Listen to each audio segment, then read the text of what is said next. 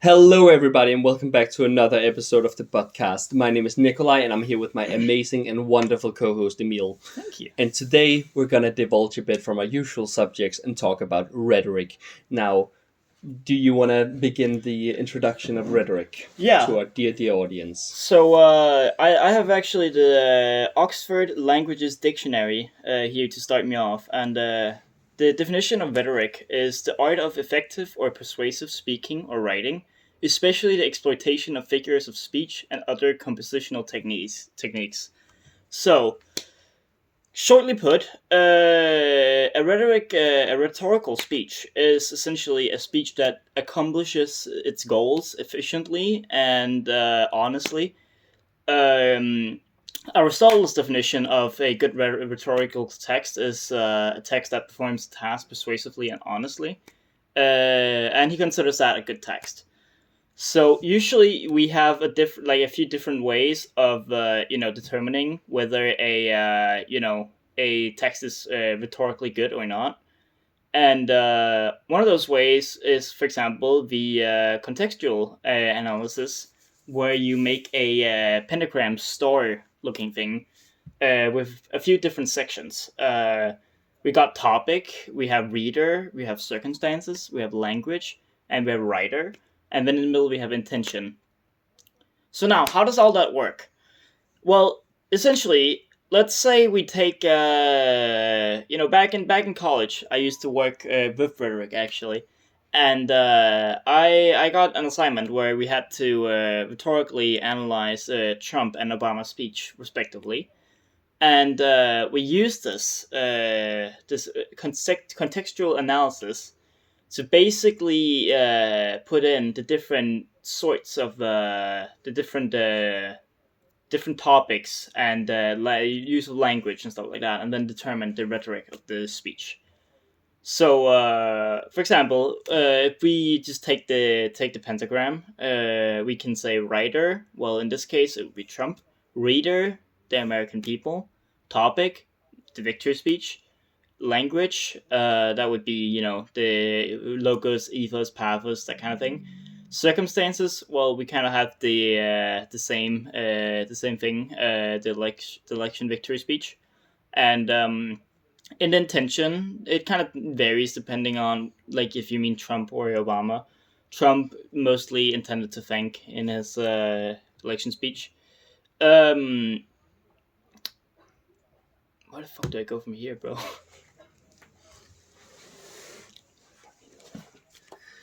Yes, I do remember because when I went to college, we also had about rhetoric, of We went course. to college together, actually. Yeah. Oh yeah, true. Yeah, so I do remember Yeah.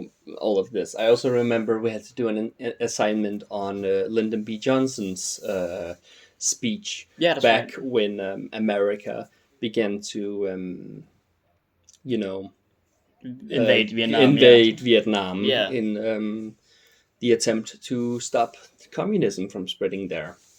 And there in his speech, it was very dry. I'll be honest with you. It was kind of it was a long read. Yeah, Let's put it like that. exactly. And we had to read it a couple of times, if you know what I mean. Yeah, that was I would have spent it differently that Mhm. time if I was honest. But it was still great. It was lighthearted and fun looking back on it. The Vietnam War. No, the speech. Having to read the speech. Okay, good. The Vietnam War was a horrible time. A lot of people died. Yeah, I got heroin addictions and stuff. That was not good. Yeah, and a lot of PTSD as well. Yeah, PTSD. That's not fun. I haven't tried it, but I wouldn't recommend it from No. like what I've heard about it. It's not good. We don't like that. It's actually fun. Because, it's not fun, but a fun fact about the Vietnam War is that the average age of the American soldier that they sent there was 19. Oh shit! Yeah, Is that true? It is. God damn, that's not good. I heard it in a documentary I saw once. That is not good. No, but in President Lyndon B. Johnson's speech, Gotta show respect. Exactly, you need to use the proper titles. He talked about how the American airships was attacked, or not the American airships. My bad. The American ships were attacked. And that, along with some other factors, made the United States go into war with the north side of Vietnam to help. And honestly, I will say it was pretty provoked. Like, I don't know what the Vietnamese people were expecting. Like, you Yeah, don't just attack the super nations exactly. warships without like consequence. It was a much different time back then. I don't think they had the concept of a super nation yet.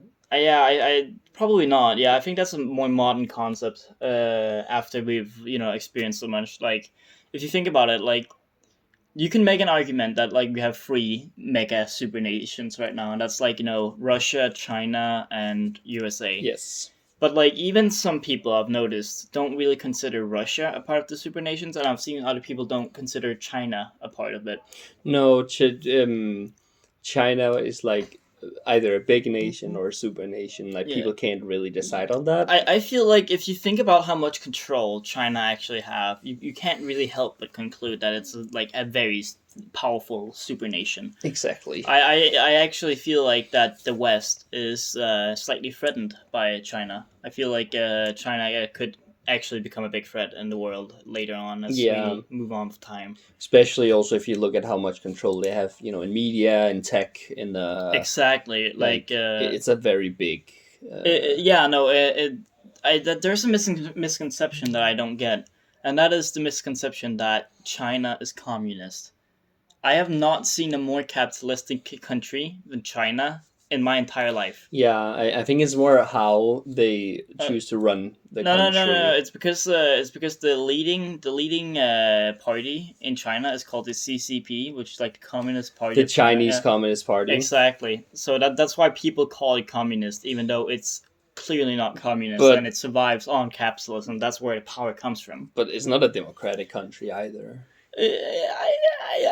It's democratic in the same way that North Korea is democratic. They Ah, can yeah. vote, but like there's So also the there's same not that way. many options, and Yeah, yeah. So you don't really vote anything else than what they want you to, because it's pretty dangerous not to. yeah, Anyways, back to rhetoric. Yeah. So rhetorically speaking, you can kind of tell if a text is good or bad by asking yourself if the intention of the author, like if it doesn't meet the intention. That means, for example, if I write a story that's meant to make my friend Nikolai here sad, and he reads it and then he starts laughing, then you can say, okay, rhetorically speaking, that story was dog shit, to put it hmm plainly. You can't really like you can quickly make out whether or not a story meets its rhetorical goal, and it's kind of subjective in that way as well, because you can say like, okay, well, my story made Nikolai laugh, but it made this 12-year-old kid cry. Then maybe we say my intention was to make kids cry, then suddenly it's good rhetoric. So you can kind of see, okay, is this text good, by looking at the author's goal and then checking, okay, well, did the text actually meet the goal? exactly. Yeah. I'd also just like to comment that Emil does not have any intent to make kids cry using text. This is just purely an example. He doesn't want I to don't. make. I think this is a good time to segue into this episode Sponsor, sponsor, yeah. actually. Yeah. So today's episode of the podcast is sponsored by Dirty Dan's hand sanitizer. So if you're also looking for dirt on the CCP, or if you're getting your hands dirty by writing stuff that makes kids cry, you can use Dirty Dan's hand sanitizer to make it all clean again. If they actually just released a brand new aloe vera thing with the Buttcast logo on it Gotta in try that. sponsorship with us. Yeah, we have some in the merch room. I tried it. Exactly. Yeah. It was good. It was good. We also like to say, do not rub it on your butt. It will sting a lot. I tried. But if you use, That's why you were screaming in the bathroom yeah, earlier. exactly, Yeah, okay. exactly. It wasn't just vocal warm ups, but it did also really help. Yeah. That's why my voice sounds so smooth for today's episode. I'd consider, this advert good rhetoric. Yeah, Like, exactly. I feel like if I heard this advert, I would absolutely buy the Dirty Exactly. Dane's hand sanitizer. And you want to know a good deal you can have to buy Dirty Dane's hand sanitizer? Oh, what's that? If you use code Buttcast, you get 50% off. That is code BUTTCAST. What? And No once way. again, code Buttcast, BUTTCAST, for 50% off. Well, I think Dirty Dan's hand sanitizer. You get your hands dirty, we'll clean them up. I think that was it for today. Actually, Yeah, I think. Can you come? Can you tell the viewers next time what we're going to be talking about yeah, of course. Next time we're gonna talk about boobies in video games. and The how they affect the youth? Exactly. It's going to be a very. I cannot wait for that. For It's that it's wonderful it's a discussion. 1 hour special, and Exactly. yeah, So stay tuned for that. Remember to subscribe to our YouTube channel. Follow us on iTunes and Spotify, and of course, please follow us on Twitter. We have some very spicy opinions, especially politically about speaking, yeah. especially about a certain guy who's making the rounds. But I will see you later. Remember to wipe.